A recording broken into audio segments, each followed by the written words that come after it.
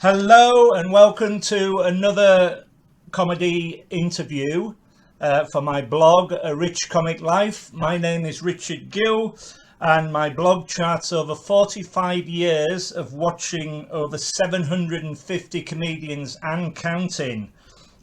Today I'm absolutely delighted to welcome my special guest. It's only Maureen Younger. Hello! Oh, I love the intro, Richard. Thank you very much. Hello, how are you? I'm all right, given that I can't work anymore. Oh, well, I'm fine. well, it won't be long until we're back. I mean, come on, we you have to support them. Have to support comedians. Fingers crossed. Thank you so much for doing this. It's going to be an interview about your comedy career, all about you. I love talking about myself, Richard, so that's a perfect pitch. So if we can go right back to the start, what inspired you? How did you become a comedian? Well, I think inspired is the wrong term. Basically, I was doing a kind of rubbish job, which I did all my life. I kind of did all these stupid jobs. And I was a temp, and I was very depressed. I got very depressed, couldn't go to work, so I wasn't earning any money. And I saw a friend who was also a counsellor. And apparently, even though I was like, just crying, I kept cracking jokes, which I wasn't aware that I was doing. And she was like, you should do stand-up. And That's I'm like, brilliant. I'd never thought of doing stand-up. I never went to stand-up. I went to one gig, I think in the 80s, and that was a friend's idea. It wasn't mine. And it wasn't something I was interested in at all. And she went, no, you really have got to do stand-up. Because she was saying I was so depressed, but I still kept cracking all these jokes. Yeah. So she insisted I do a course. I was an actor at the time, very unsuccessful actor, but I was a member of the Actors Centre, so I did a course there, and that's basically it was her idea. If it hadn't been for her, I wouldn't have done stand-up at all. Wow, it is amazing because I go to a lot of free comedy nights where I know a lot of the comedians and I'm there to support them. You go along as their friend, and you're there and they do 5 minutes, and of course with my loud laugh I go bananas and try and get the rest of the crowd going. That always helps, but it can be a disadvantage because I too have a very loud laugh, and so if I don't laugh, people know about it. Yeah. But Joe Bristol always knows she's had a bad gig when I'm not laughing. It's really obvious. I always sit there in silence. Like, I'm very polite, but it's like, what's the matter? Richard's not laughing. Not laughing at all.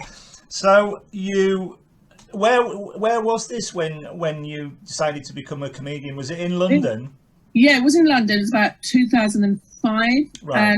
And so I did this actors course. I was at the Actors Centre, did this course, and I was by far the best there, which isn't saying much because the standard was incredibly low. Right. So it was really, really low. Stop putting yourself down, Maureen. No, but it was a fact. But I hadn't. It was really funny because as soon as I started doing stand-up, all my friends went, "Oh yeah, I can see you doing stand-up." You're like, "Why didn't you tell me 20 years ago?" Well, there wasn't so many comics. There wasn't that much competition. So I did my first gig was at the Actors Centre, and as soon as I did my opening joke, got a massive laugh, and it is like a real adrenaline rush, and I was like, oh my goodness. But it was a very supportive crowd, so they were, they were very, very nice to you. But my first gig went really, really well, and then my second gig, I was at the Comedy Cafe. I died on my arse, and I was like, I'm never doing comedy again. And an acquaintance, she became a really good friend, but at the time she was just an acquaintance, and she was really into comedy. So she'd been to the Actors Centre, and then she'd come to the second gig, and she went, oh, don't be so stupid, Maureen, everyone dies. And that, because I was like, I'm not doing this again. And it was her encouragement that actually kept me going. It's all about confidence. There's a very famous Des O'Connor story where I think it was the Glasgow Empire, and he had to go on do the matinee and the evening one. And the matinee, they absolutely mauled him. So he went on an 6:30 one, and he fainted. And it was all a joke, but he got dragged off, and he said if you don't go on at 8 o'clock, you're out. Yeah, I mean it's experience and it's confidence. Yeah. And, confidence is a massive thing. It really and also is. You just have to learn that you will die. Yeah. No matter, everybody dies. In fact, it can be quite reassuring to see a really good comic die. Yeah. Because you think they are really, really good, and they still have bad gigs. Yeah.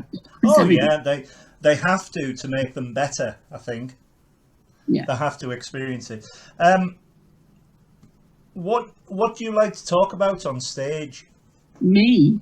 I mean, I find myself fascinating. I'm not sure everybody else does, but basically, I talk about myself and my life, and I suppose the viewpoint of a middle-aged woman, because you don't really you don't really see middle-aged women much in the media. I mean, it's beginning to change now. Yeah. But also it's a certain Thank type. God.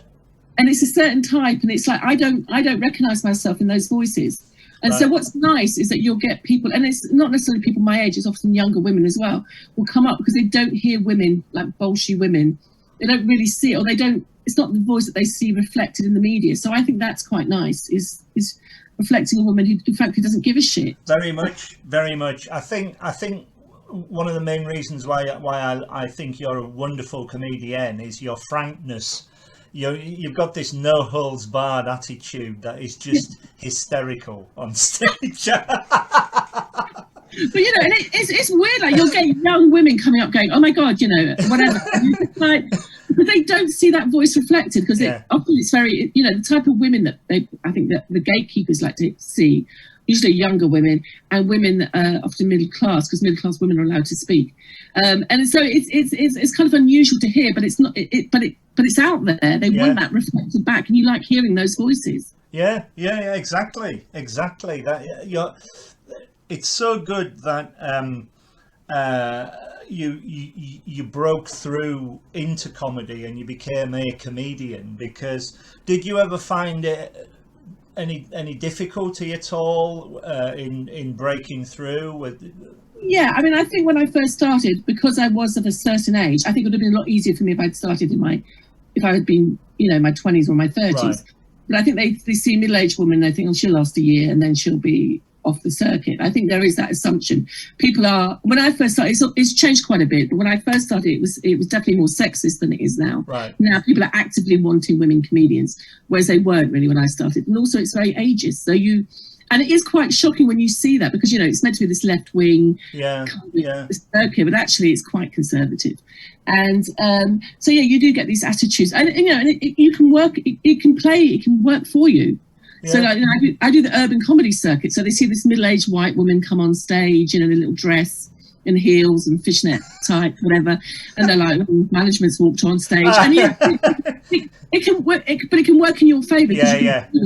Those things. But I would say it's ageist. Would I have had more opportunities if I'd been 20 years younger? Most probably. It's extraordinary, because certainly when I first came to London, I saw French and Saunders, I saw Victoria Wood, and I saw Joe Brand. And that would be it. And I thought it was an absolute disgrace that there was hardly any women at all on the comedy circuit, and now there is so many great comedians. I think the problem was it was harder for comics female comics to get up the ladder, if you like to speak. So for those who don't know, when you play the bigger clubs, you have to do an open spot, and I think men were given. It's changed now in recent years, but men were given more rope to hang themselves. So if you, as a male comic, if you had a so-so open spot, they might give you the benefit of the doubt. Assuming you're a good comedian, it was just like a so-so gig and give you another option. For a female comic, you knew that you not only had to do well, you had to smash it. Because if you had a so-so gig, the assumption would be that you're a so-so comic. Wow. That would be the assumption. So you've got that double pressure when you have an open spot. Not only have you got to do it well, but you've got to smash it. That is a lot of pressure and very unfair. Very unfair. But that was and the other thing is, the standard, the norm of stand-up, generally, because most British comics talk about themselves rather than politics, say, or whatever, is that, if a white, straight male comedian goes on stage, he talks about himself, that's stand-up. And it'll be judged about how funny or not the jokes are. Yeah. And it's different if you're female, if you're black, or if you're gay. Because if you say I go on and talk about myself, obviously I'm talking about being a woman, so I'm not talking about the norm. Yeah. So what I'm talking about, it won't be considered stand-up. It'd be considered, she's banging on about being a woman. So like no one would ever say to a male comic who talks about his girlfriend and getting pissed and watching the football, so like he spends 20 minutes talking about his girlfriend. Oh mate, you're heterosexual, give it a break, we know about it. But if a gay comic goes on and talks about his boyfriend, it's like, oh my God, stop going on about the fact you're gay. Do you know what I mean? It's that kind of yeah. And so you're judged differently, I think. And as I say, it's all kind of changing now. They want more diverse lineups. For the better as well. Yeah. Yeah, definitely. You see a lot of exceptionally funny women who are like you, just fearless and couldn't care less what they said. Well, they do care less, but they are completely confident in their own mind about what they're going to do and what they're going to say on stage. Yeah, I mean, I've had feedback like, oh, you talk a lot about yourself, and I'm thinking, I just followed two blokes that talked about themselves. Yeah. Well, they're not seen as talking about themselves; they're seen as doing stand-up. That's what the difference is. So you get judged differently, I suppose. And it's not right that you do get judged differently. So whenever I see you on stage, Maureen, you are always very confident and fearless, as I said at the start. Do you suffer from any nerves before you go on stage, and how do you cope with them? Generally, I don't, because I can't be asked, to be honest. I'm too lazy to be nervous. That is the truth. That is too much effort. But I mean, saying that, every now and then I will get nervous, and it might not even be a big gig. It could be quite a small gig. For some reason, I'll get nervous, but generally I don't. I remember one gig in particular, and I don't know why, I just thought I was going to die. And I really did want to do the gig. And normally I go on there. It's a big gig. It's a big gig in Croydon. It's run every year. And normally it used to always run late. So they book me for 15 and then go, oh, can you just do 5? I'd be like, yes. And this time, and I just, for some reason, I was convinced I was going to die. I have no idea why. And I was really getting worked up about it. They went, oh, we're going to put you on first. So I had to do my whole 15. And I'm like, oh, shit. And actually it went really, really well. But I think sometimes what happens is gigs that you think are going to go badly, because you've kind of built yourself, you've got the adrenaline, they actually go well. And then sometimes what can happen is gigs that you think, oh, this is going to be a really easy gig, I'll walk this gig, and actually you can actually not do very well. And I think, but I mean, it's weird. You can never tell. At the end of the day, you can never tell. But yeah, as a rule, I actually am far too lazy to get worked up about gigs. What was your first Edinburgh festival like? Actually, I went there firstly as an actor in the 90s. That was years ago. Wow. Played Miss Havisham. My dad's only comment was the only time I see you in a wedding dress, which, I mean, to be fair, is quite accurate. But I had no idea that Edinburgh was a big thing in comedy. This is because I had no knowledge about stand-up. So when I first went up, it was like for a week, and then I realised it was like a massive thing. I did a few open spots. But I had no idea. I was completely naive about the fact that it's actually major, important. I spend my holidays in Edinburgh every year. I go for a week and I see about 50 shows. And by the time I come back, I need another holiday. That's very impressive. I've been going for about 15 years. I'm very lucky to be able to go, but of course my home city's Carlisle, so I go up there. I go up there for the summer, and then it's only an hour away. So I normally go middle week, and I just think it's the best. The atmosphere is incredible. Yeah, I think it's different if you're performing. Right. It's a slightly different vibe. Nerves again. Was it last year? I can't remember now. God, no, not last year. The year before I did a full run. And my advice would be, anyone doing a full run, have a show that you like, be in a venue that you like, and you need a couple of wing people. You need a couple of people so you don't go mad, basically. And also, don't be deluded. I mean, I had an enjoyable Edinburgh. I enjoyed my Edinburgh, but I had no reviews. I didn't get nominated for anything, but I had a fun time. But you get people whose Edinburgh technically went better than mine, who were disappointed because they kind of, I think people sometimes think, they're going to, Edinburgh works for a couple of comics, 2 or 3 comics, and it'll kickfire their career. But for most of us, it doesn't. And I think people go there thinking, I'm going to get nominated, then my career is going to change. And, for most of us, that's not going to happen.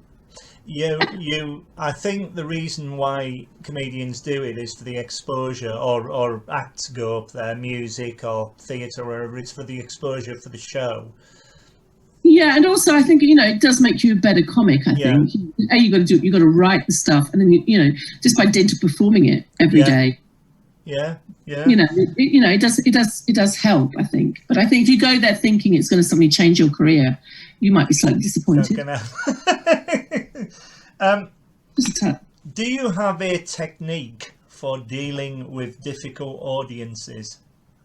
You got to play the room. I think that's the strength of British comedy, is that as a club comic, you play a lot of different rooms, you do a lot of different gigs, and you play a lot of different audiences. So you learn about, when you do all those open spots, which are kind of, I'd never want to do them again, but they are at the time just mind-numbing.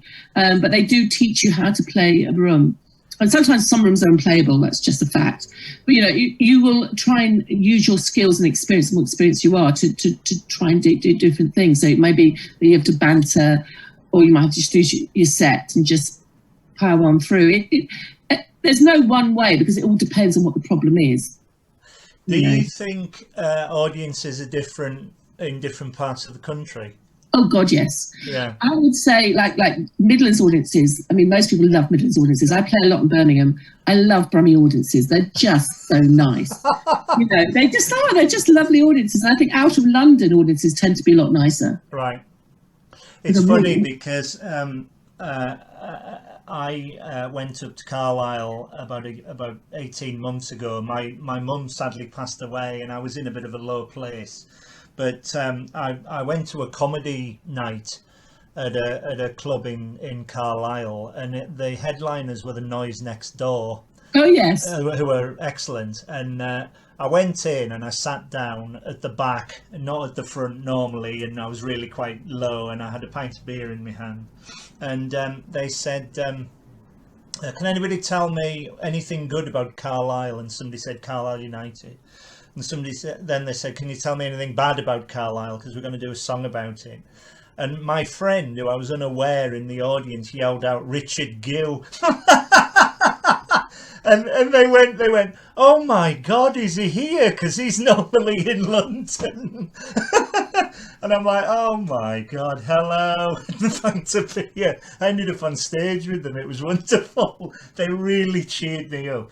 And that is an example of not being, because I go to a lot of comedy when I'm in Carlisle, but most of my time is obviously in London, and it's yeah, sure, and it's wonderful watching somewhere like Carlisle develop into a comedy place, because they do get more and more acts every year, Okay. So, yeah, oh yeah, not on a grand scale of London, but 4 or 5 good comedians per every 3 months is great, so you get about 15-20 a year, and it's fantastic. So but you're right. I mean, Ken Dodd was the most famous for putting all the jokes in different areas of the country.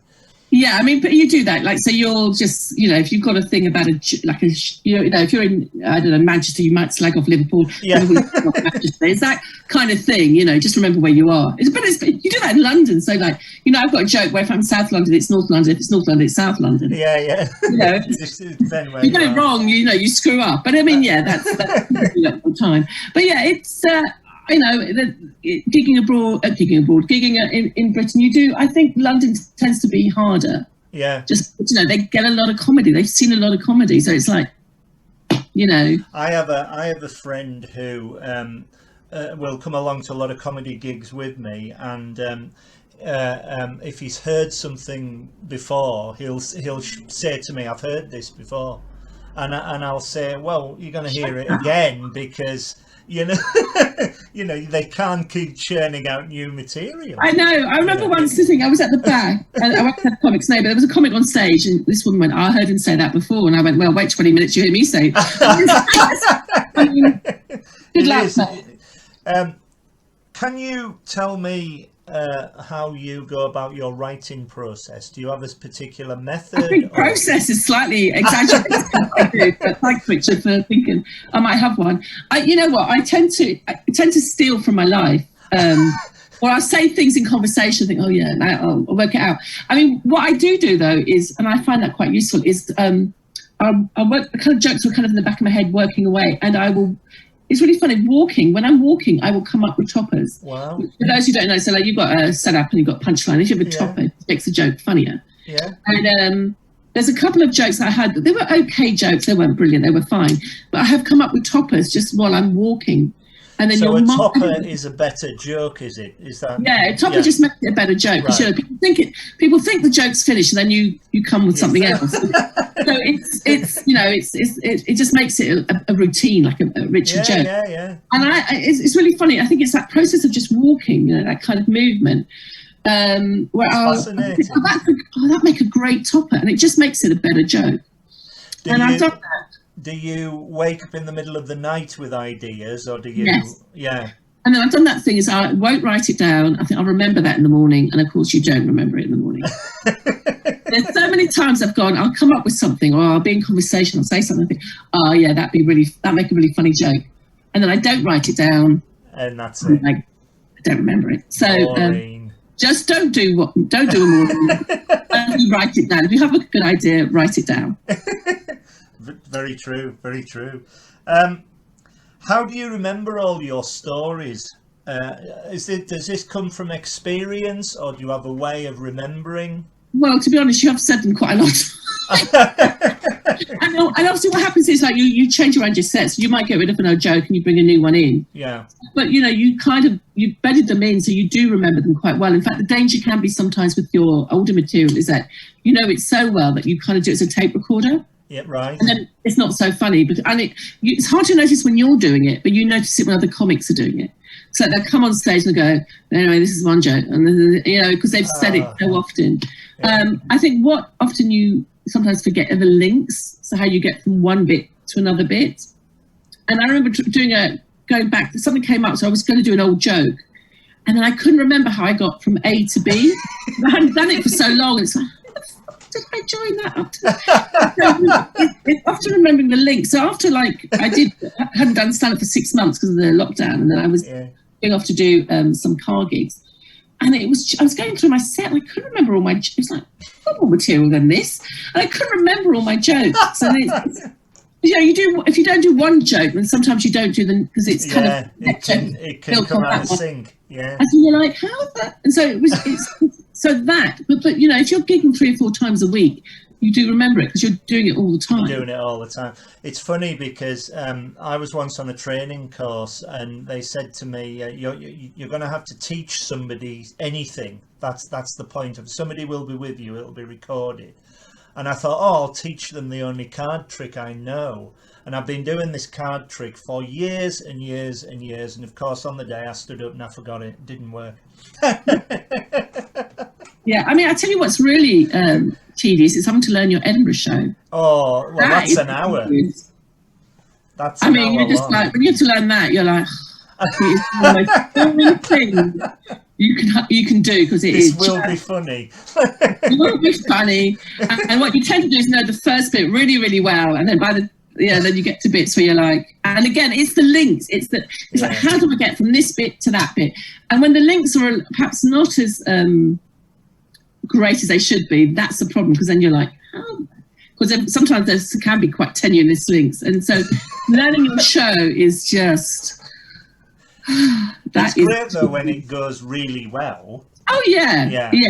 But there's the other, So when I walk in all full of veins, ready to see one of my favourite comedians, the amount of work you've done to put that hour on is extraordinary. And of course, the whole thing is you've got to look like you just thought of that moment. Which is why you get people really surprised that you've repeated a joke. You know, it is to write a bloody good joke. And that is the trick, isn't it? As a stand-up comedian, is that people think oh my God, you just thought that. I mean, I remember, because obviously I compare a lot, and there was a German woman in the audience, and I've got quite a lot of material about Germany. And so I did all this stuff about Germany, and they seriously thought I just thought that.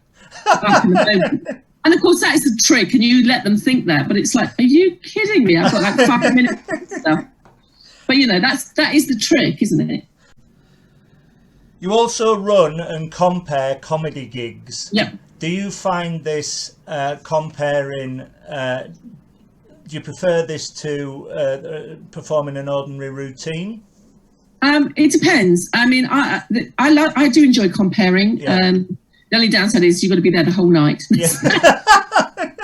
Which sometimes can be quite a bit of a pain. And sometimes it can be fun. I do enjoy comparing, particularly my own gigs. I mean, I ran clubs by accident. A resident MC couldn't do it, so I got called in. and then they were going to cancel the night. And I went, oh, I'll run the night. And so I started running the night. And I have to say, running nights are really good for comics, because you realise how big twats, how something. Right, and it makes you realise not to be that twat. The amount of comics, like you'll ask for a photograph, and it's like asking you for their PIN number. It's like, just send me a photograph. It's on your phone, or it should be. It's not that big a deal. Yeah. Or they'll cancel last minute, or they'll cancel and not tell you, and they go, hopefully that won't put you off booking me. And you think, oh, I think it might do. Wow. So it does make you appreciate how not to be a twat when promoters. So I would recommend it just for that. And also comparing. I started comparing, realised I wasn't as good as I wanted to be, and stopped comparing, which is a really stupid thing to do. Right. And I ended up becoming a resident compare of my nights. And obviously I'm not going to sack myself. So, no matter how badly it goes, I will be booked next month. So, but it gave me the opportunity to learn to not be so good in order to get better. That's the only way you can get better. Yeah. By not being as good as you want to be. That's you can only get to that stage by in increments. And it gave me the confidence to be. And I have to say, I think I'm probably the funniest at my own gigs, because I'm so relaxed. The audience knows me really well. You're absolute natural. So. And I think comparing, Sally Holloway, who taught me at the Actor Centre, who was a very good comic and a very good compare, said to me, if you learn to be a good compare, you'll never be able to work. And I think that's true. There's loads of very good comedians, but it's a lot harder to get really good compares. And so you will, I get a lot of work from comparing. Right.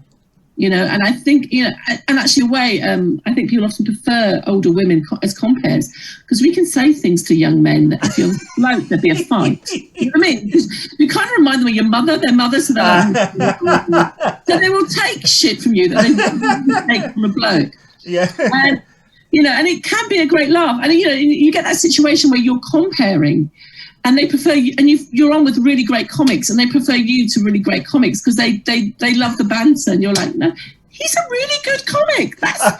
He's brilliant. And like, oh no, but we loved you, Maureen, and you're just like, oh yeah, all right then. But that's brilliant. And you can, and it's a good muscle. And you can get material from it. Like I've had jokes where I've just done something off the cuff and thought, actually, that's a really good joke.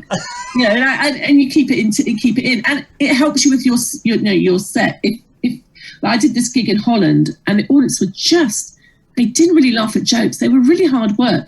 So I started bantering, and the banter worked. So they loved the banter. So I said to the guy who was following me, you need to probably need to do a bit of banter. And he goes, I don't do banter, I just do jokes. And he went on, and he had a really hard time because that was all he had. Yeah. In his armoury.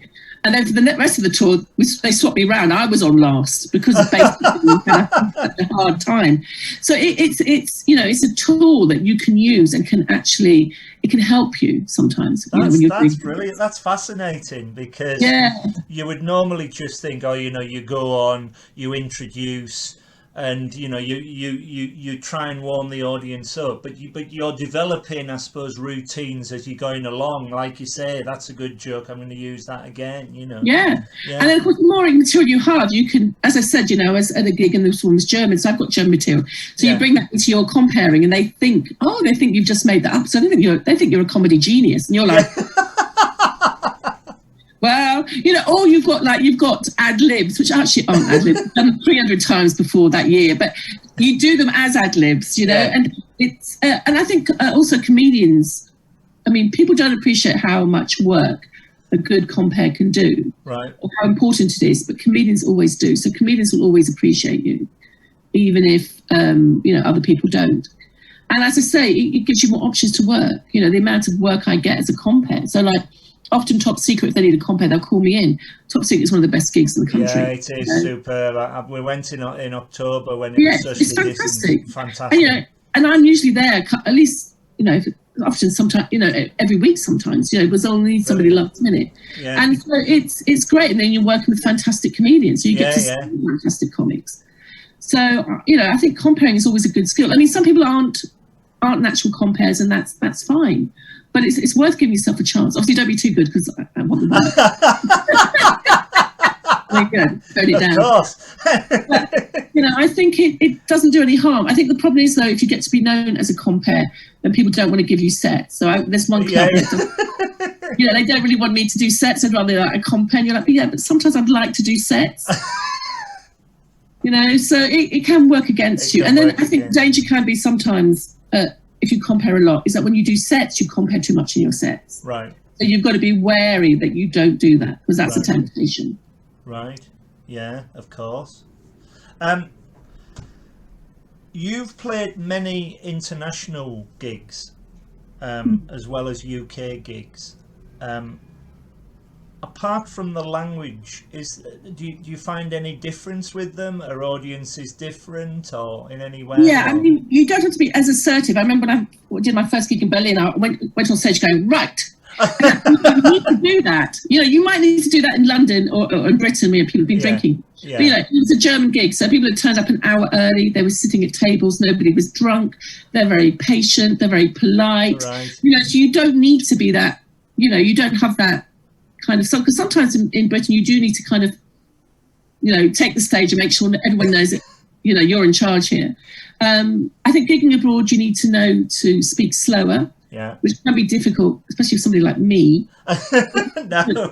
Speak really, really fast. Jokes have got a certain rhythm. You need to enunciate, because people learn a language to speak it properly, whereas if it's your language, you don't. Yeah. So you need to enunciate properly. You need to realise that British English isn't the English that people tend to learn. Right. So, we assume that, if they speak English, it's going to be British. It's not. And I don't think British people realise how British English our English is. So even something simple like 4:30, that doesn't mean anything to an Australian or American. They've got no idea what you're talking about. Yeah. That is a very British thing. Yeah. Not to make it so British-centric. I did a gig once in Cologne where the English comic did a joke about Arthur Scargill. Now, to be honest with you, I was about the only one who knew who Arthur Scargill was. So, you're Brits. If you've got to be you've got to be over a certain age to know who he is. You've got to be. And it was like, that is pointless. Also, don't be patronising. I remember once being in Berlin and a comic went, "Have you heard of Robbie Williams?" And you're like, "This is Berlin, mate. It's not. I don't know, some village in Outer Mongolia, maybe." I mean, they probably heard of Robbie Williams. You know what I mean? It's that kind of thing. Yeah. And also there is attitudes. So like I've got a joke where I see a guy naked. Now in Britain we're repressed, so we would find that funny. In Germany they just go, "So you saw a guy naked, but what is the talk?" And you're like, "Oh, don't worry about it. Don't worry about it." And also, like, I'm very self-deprecating. That's a very British thing. Of course. Because self-deprecating in Germany, they don't laugh. They just look at you, stare at you, and then they'll come up to you afterwards going, "I think you need to talk to somebody about these issues." And you're like, "No, mate, just a joke." I saw a girl. I saw a girl once do a thing about blokes leaving the toilet seat up. But in Berlin, it's quite a thing for blokes to sit and pee. It's quite normal. So it's quite a thing there. So it didn't. But if you're British, how would you know that? So I was at the back going, "Oh, that's not really going to work here," And I'd say the other thing I would warn people against is don't state the obvious. So like I've done a lot of gigs in Holland for some reason. Yeah. And the amount of British comics will say, "Oh, you've got a lot of bikes in the Netherlands," and it's like, yeah, they know that. That is that is not news to the average Dutch person that they've got a lot of bikes, Unless you're going to make some witty observation, some original observation, don't state. "Oh, the Germans have very long words." Yeah, the Germans know that. That's not news. By the way, I've written a blog about gigging abroad on the Spotlight website. If anybody wants to check it out. Right. But yeah, those are the basic things, really. Right. Great answer. Really great answer. Who are your favourite comedians, past and present? I've got to say Jen Brister. You have to, yes. Who I do find hilarious. She's hilarious. She is she's like you. She's such an original. The two of you make me laugh like a drain. I mean, she is by far. She's one of my favourite comics. Yeah. And I like club comics who that in Edinburgh that's always used as a bad term. For those who aren't comics, club comics means we're funny. That's what it means. Got lots of jokes. Yeah. And I do like something like Andy Askins, who you must have seen. He's super. I mean, he's superb. He's fantastic. Like, you watch Andy Askins, and that's 20 minutes of solid jokes. Yeah. Isn't it? It's just, you're just laughing. And, That's you know, brilliant. and I love that kind of comic. I'm not going to name them all because then I'm going to forget somebody and I'm going to be into trouble. But that kind of, you know, club comic that's just joke. I simply love, you know. So something like Lee Mack, who's He's superb. you know, his first show at the Bloomsbury was just hilarious, you know. And also he's so quick. I mean, Lie to You, which I watched, is only a panel show I watch, and you just think, he's so quick. How are you that quick? Yeah, he really is. You know, it is really impressive. You know, you're like, because, you know, as a comic, you're often like, you know, people tell you jokes, and as a comic, you've got the punchline before they tell you. But you're with him, you're like, mate. Someone like Zoe Lyons, who, I mean, her turnover is just of material is just mind blowing. Yeah. You know, like me, do you go to many comedy gigs as a member of the audience? No. And that is the wrong answer. You're not alone. I don't. The last thing I want to do on a night off is go to bloody comedy. Now, I know that is wrong answer. But in my defence, Richard, I compare a lot and I watch a lot of fucking comedy. And so I have perfect time. Before lockdown, I have to say, because if you're gigging 3 or 4 times a week and you travel a lot, which I used to do, the last thing you want to do if you've got a night off is go out. What you want to do is stay in and watch your DVD. Now, obviously, you've got to be careful what you wish for, because I've been doing that a lot for the last year. But I can remember times when I could be going away for 2 weeks, say, and I'd be looking at my bed going, I'm not going to see this for 2 weeks. I don't know, it sounds pathetic, but, you know, as a comic, you just think, I just sleep in my own bed. Yeah. Well, I know it's wrong, and I know I should do and watch comedy, but I don't. You can't do it. I can't do it 364 days a year. I do my best, but I can't do it. You need to get away from it. But it is the best thing and the most wonderful, joyous thing. But you can't do it day in, day out. No. And as I say, because I do see a lot, because I'm comparing. Yeah. So you have to, you know, and obviously sometimes you're with great comics, and sometimes they're not so great comics. So the last thing I want to do is watch some comedy. Yeah, of course. But come and see me. Oh yes, of course. We are all living in a very strange world at the moment. What do you think of online gigs as opposed to live gigs?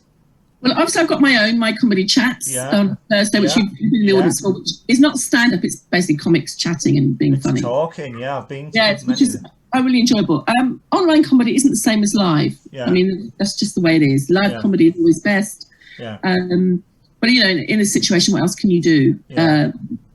So, I mean, that's the best we can do at the moment is do it online, but it won't replace live comedy. There is something about being in the room and the interaction between, you know, when you get it right. Like I run a gig in Birmingham, my comedy in Birmingham, and we managed to get a show in before everything locked down, and it was absolutely brilliant because it was the energy. It was just the energy going between. I think the audience were relieved that they were out, but it was that energy going between the audience and the act, and the audience. Like a tennis match. It's like really good. Yeah. Great theatre is the same, where you have the audience give you energy and you give it back, and it's like a what do you call it when they do that all the time in tennis? I don't watch tennis. Forwards and backwards. Volley. Volley, yeah. You know, we go back and forth, and it is, you know, you can only get that from being in the room that's the advantage of live comedy. You know, something happened and we just ran with it. I miss it so much, but I go to Always Be Comedy rather a lot, and he's got on the front row. He opens up the front row, so the virtual front row you can chat to and talk to and laugh with. But it's very, very well done, but it's nowhere near as good as live. You can't beat live. I so hope it comes back very soon for all of you, because it's been such a tough time. Yeah, really and has. I think, I mean, you know, and venues have closed down. Yeah, it's awful. We used to do a show at the Arichcomiclife, which was a wonderful theatre in Bromsgrove, run by very good people. Yeah. That closed out a week into lockdown, first week into lockdown. And I was there at least once a year. You know, so I think there'll be less clubs. I think there'll be less comics, because I think, you know, if you're a comic, I'm lucky in the sense I don't have any real responsibilities. But if you've got a mortgage, you've got kids, you know, you're going to have to look for another job, because, you know, the bills are going to be paid. It is terrible.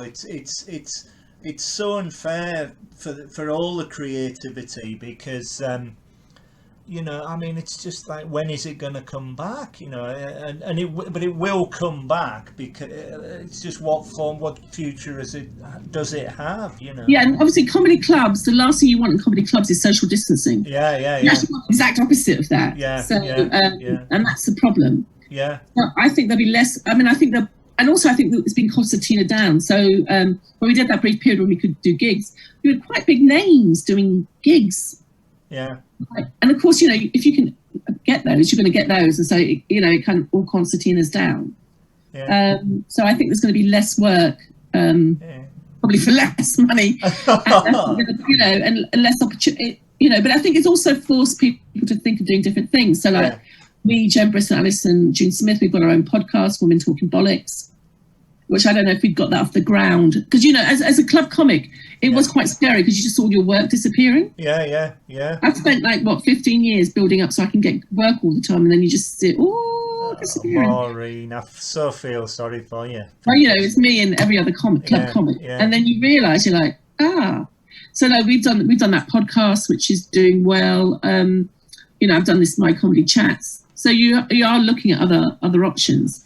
You're answering my last question, which is there anything else you would like to talk about? Because your podcasts are fantastic, but you also write as well, don't you?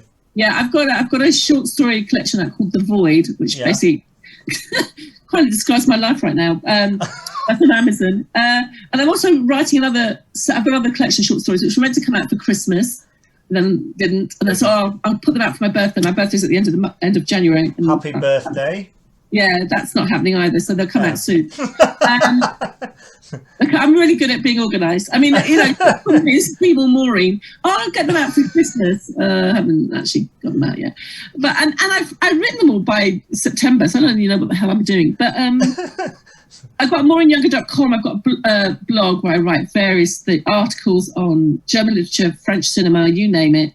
Very eclectic. Good for you. What I like is that you're keeping yourself busy. It's like me with this. The blog to me has saved me from lockdown.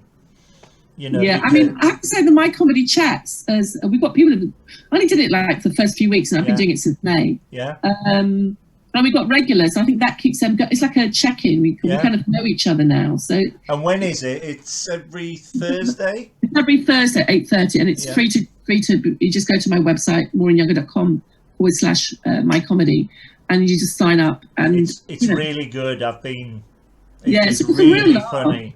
Yeah, and I'm going to come back as well. Hey, do. We've got good. So far, we've had. Mandy Moodin on, we've had Annette Fagan, we've got Zoe Lyons. It's a good lineup. Really good.